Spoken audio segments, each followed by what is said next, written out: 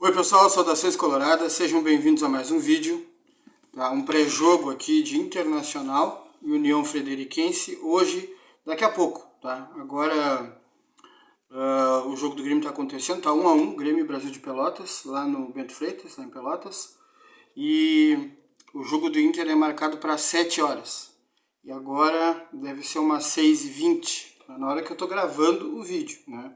Na hora que eu vou postar já vai ser quase 7 horas, já vai ser quase o início do jogo do Inter.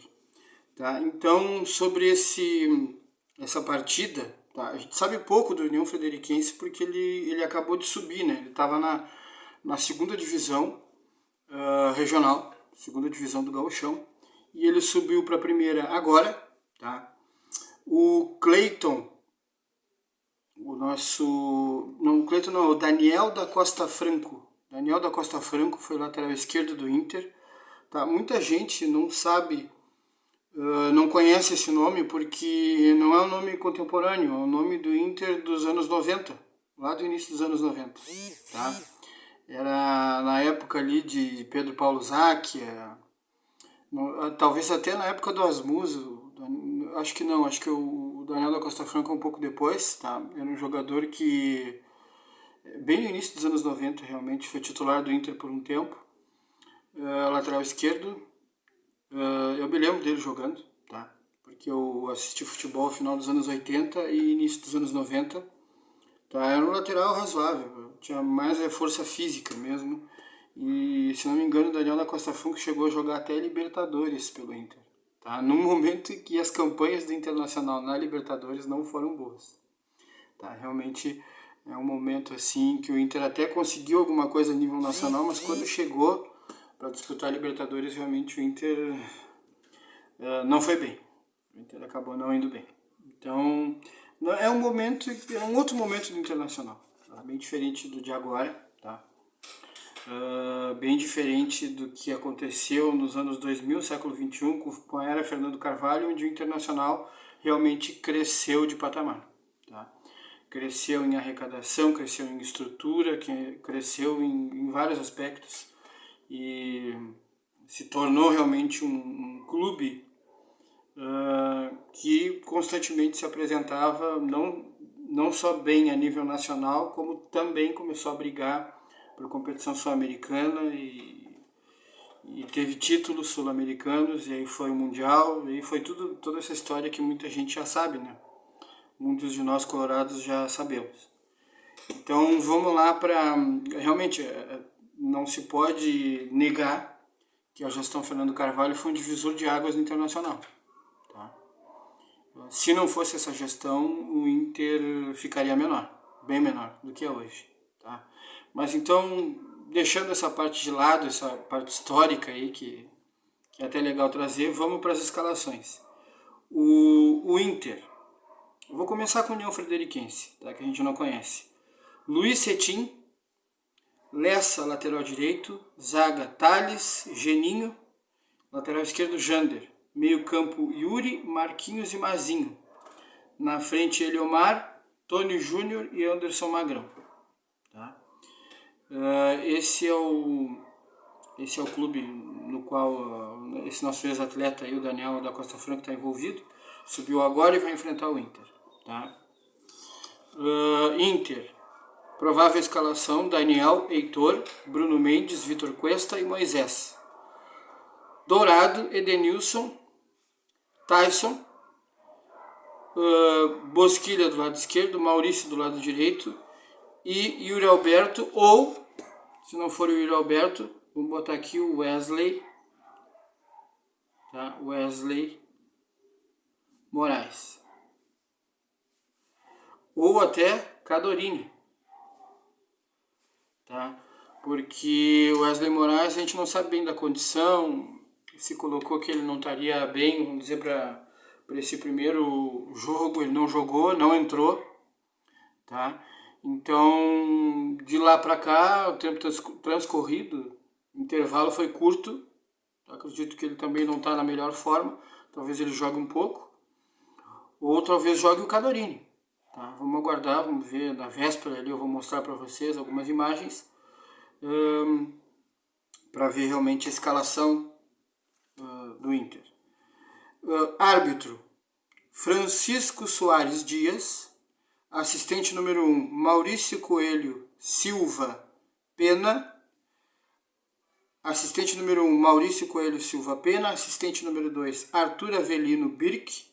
Quarto árbitro, Bruno Alexandre de Silva Leites. Tá?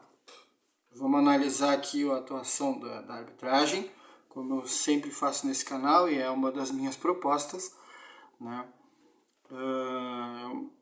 É uma das coisas que eu costumo fazer no canal.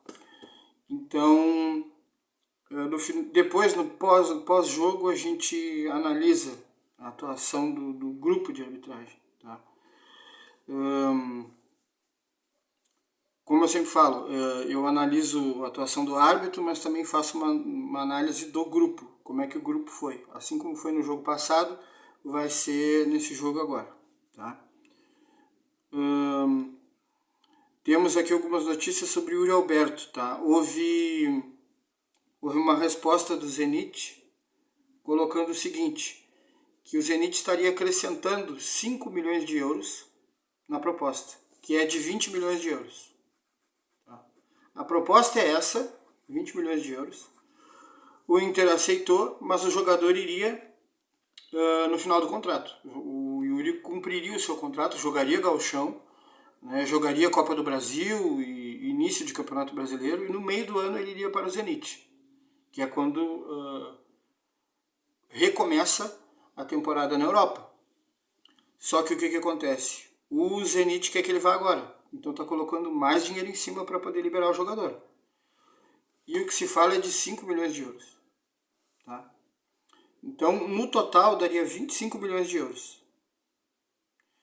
Transformando em reais, isso dá 150 milhões de reais. Tá? Eu fiz a cotação aqui do euro a 6,4, dá 150 milhões de reais, aproximadamente. Tá? Eu tirei ali, eu fiz um arredondamento. Tá? O Inter fica com 75% disso, ou seja, 75% dos 25 milhões de euros dá 18,7 milhões de euros. Transformando em reais, é aproximadamente 112,9, ou seja, 113, arredondando, 113 milhões de reais. Tá? E, bom, 15% fica com o Yuri mais procurador, ou seja, como que eles vão dividir isso aí é com eles. Né? Mas é 15% fica com Yuri Alberto, mais o procurador que é o, é o André Cury. Tá? O 15% nessa negociação é 3,75 milhões de euros. Isso dá 22,6 milhões para os dois. Tá? Bom, provavelmente o procurador vai ganhar a maior parte desse dinheiro, mas o Yuri vai embolsar uma boa grana só pela transação. Tá? Então já está com o pé de meia pronto. Né? Pode ficar tranquilo, seu Yuri Alberto. Jogar futebol com tranquilidade, a vida está ganha já. Né? Mas o salário que ele vai ganhar lá, né? Então, ou seja, ele vai poder aplicar dinheiro, deixar rendendo, né? Deixar o juro composto rendendo a favor dele, e sem que ele faça nada, ele simplesmente deixa numa aplicação e aquilo fica rendendo a favor dele. E vai trabalhar no Zenit, vai jogar, vai ganhar o salário dele e vai ter uma renda extra. Sem fazer esforço nenhum, ele tem um acréscimo, um reforço na renda. Tá? Então, maravilha para o seu Yuri Alberto. Santos, bom, como é 75% do Inter, 15% de Yuri Alberto mais procurador, dá 80% ou 90%. Sobram 10%, esses 10% é do Santos. Tá? Então o Santos tem 10%, é 2,5 milhões de euros, isso dá 15 milhões de reais. Tá? Repetindo, o que interessa para nós do Internacional? Quanto que o Inter vai ganhar nessa história e vamos colocar em reais. Né? Então o Inter, 75% dessa transação, que no total é 25 milhões de euros. Isso dá em reais 112,9, arredondando, 113 milhões de reais para os cofres do Inter. Tá? Essa é a boa notícia, tá? Uma proposta começa realmente não tem o que fazer, é colocar no avião e toma. Né? Sobre o Edenilson, tá? Nós já falamos no outro vídeo que o Inter propôs uma renovação, elaborou um contrato novo, com salário aumentado, ele vai ser o jogador mais bem pago no Inter. A duração, houve a prorrogação de 1 ano, já que o atual é até 2023, até o final de 2023 o contrato atual. Esse contrato agora seria até 2024, então teve uma prorrogação de 1 ano.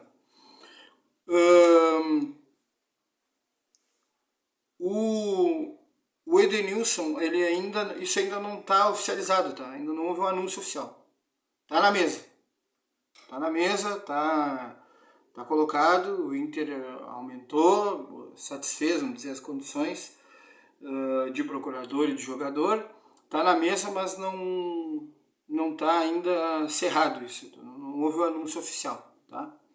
A tendência é que haja, porque o jogador estava buscando, vamos dizer, valorização, estava buscando Copa do Mundo, e o Atlético era uma boa possibilidade para ele, mas se o Inter fizer um bom time, se o Inter colocar dinheiro na mão dele, ele também vai poder jogar pelo Inter, ele também vai ter um time competitivo, ele também vai continuar brigando por vaga na Copa do Mundo, e como ele já era convocado pelo Tite, jogando no Internacional, tá? Por que ele não pode continuar jogando no Internacional e ser convocado de novo? Né? Parece que estar no Internacional não é o problema. Tá? Não faz tanta diferença assim ele estar jogando no Atlético ou estar jogando no Inter. O que interessa é o desempenho dele. Como o desempenho dele está agradando e o Tite está convocando, a tendência é que ele jogando a mesma bola que ele sabe, que ele vai continuar sendo convocado e ele pode aparecer na Copa do Mundo. Tá? Então ali me parece uma questão realmente de aumentar o salário do jogador, um vínculo que seja mais agradável, que seja melhor para ele, contentar o procurador, e parece que o Inter tem grana para fazer isso e já está fazendo. Então a tendência maior nesse momento é que o Edenilson fique, mas o anúncio oficial ainda não aconteceu. Tá, pessoal? Por enquanto é isso. Dá like e compartilha, considera a possibilidade de se inscrever no canal. Vamos pro jogo, tá? E sugestões. Saudações coloradas, até a próxima, no pós-jogo.